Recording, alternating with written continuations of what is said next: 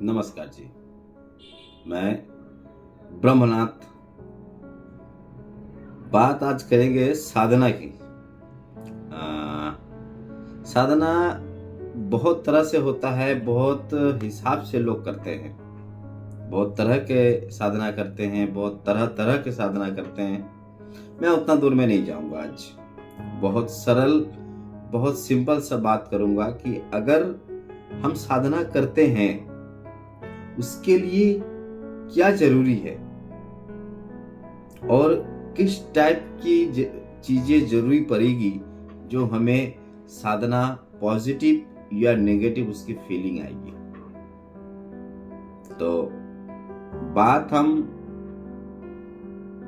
उस विषय में नहीं जाएंगे कि आप कौन सा साधना कर रहे हैं। हम बात करेंगे उस विषय में जिस विषय में आप ये सोचते हैं कि साधना शायद कोई सीखा जा सकता है या फिर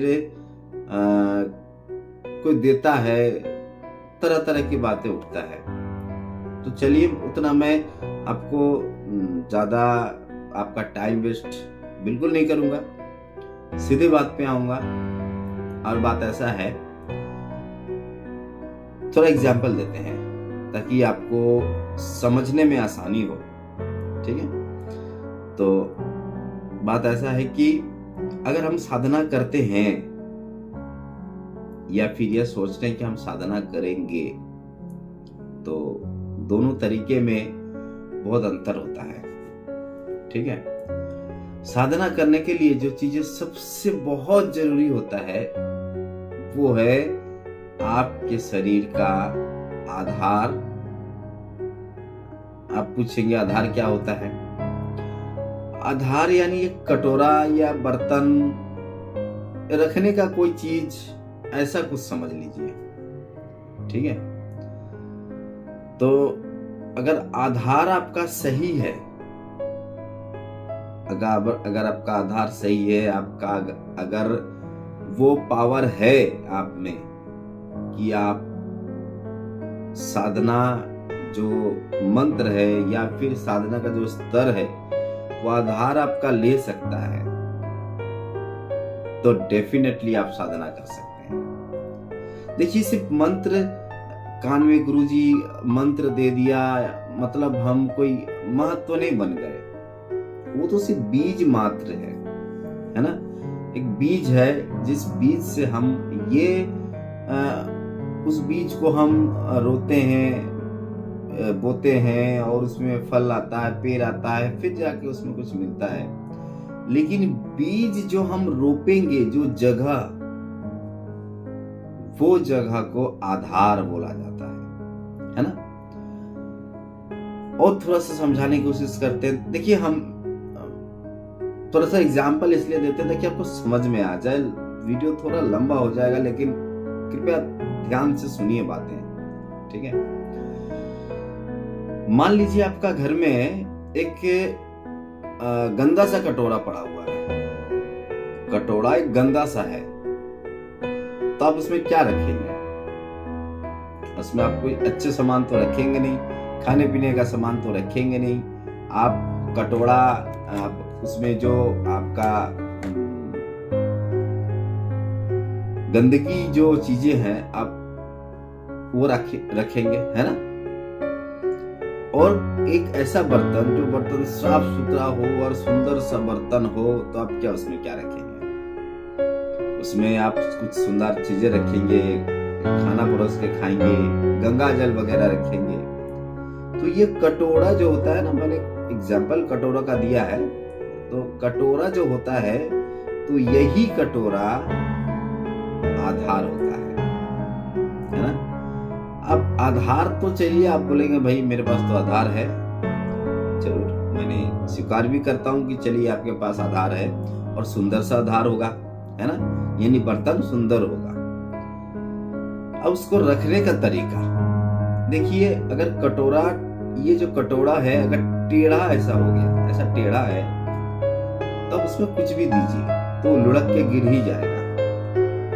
या फिर वो कटोरा छेदा है, तो उसमें कुछ भी दीजिए तो वो निकल ही जाएगा। वो नहीं रहेगा उसमें। ठीक है, तो ये 2 कटोरे की तरफ से हो गया। अब मैं बताता हूँ जो गंदे कटोरे होते हैं, यानी कि आधार जिसमें गंदगी भरी होती है, उसको पहले साफ करना जरूरी होता है। उसको ना पहले साफ करना जरूरी होता है। साफ इसलिए करना जरूरी होता है क्योंकि आप अगर उसको साफ नहीं करेंगे तो जो पॉजिटिव आप चाहते हैं कि गुरुजी हमारे कान में मंत्र दे और हम उसको वो एनर्जी को पॉजिटिव एनर्जी में कन्वर्ट करें, तो नहीं होगा। क्योंकि वो जो कटोरा है आपके पास, जो आधार है आपके पास, वो गंदा ही है। उसको साफ कीजिए। पहले साफ करने का तरीका कैसे होगा, कैसे साफ करेंगे, उस विषय में हम बात करेंगे, आपसे जरूर बात करेंगे। लेकिन फिलहाल के लिए हम इतना ही बात करना चाहते हैं, जो कटोरा है यानी आधार है, वो आधार को आप बनाइए ढंग से। अगर आपके पास ढंग का आधार है तो गुरुजी जो भी डाल देंगे वो एक दिन पेड़ भी होगा, फल भी होगा, और उस फल में आप लाभदायक भी होंगे।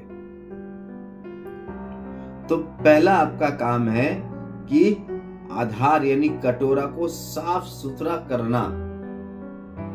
तो साफ सुथरा कैसे करेंगे वो बताएंगे, वो आज का विषय नहीं है। आज का विषय था कि साधना के लिए जरूरी होता क्या चीज होता है। हम मंत्र, गुरुजी हमें मंत्र देते हैं, तो मंत्र कुछ दिन बाद हम गुरुजी के पास शिकायत करते हैं, गुरुजी क्या हमारे मंत्र में कोई गलती हो रहा है, या फिर कुछ ऐसे प्रॉब्लम होते रहते हैं। हमने देखा है, हमने भी शिष्य बनाए हैं, हमने देखा है, सोचा है।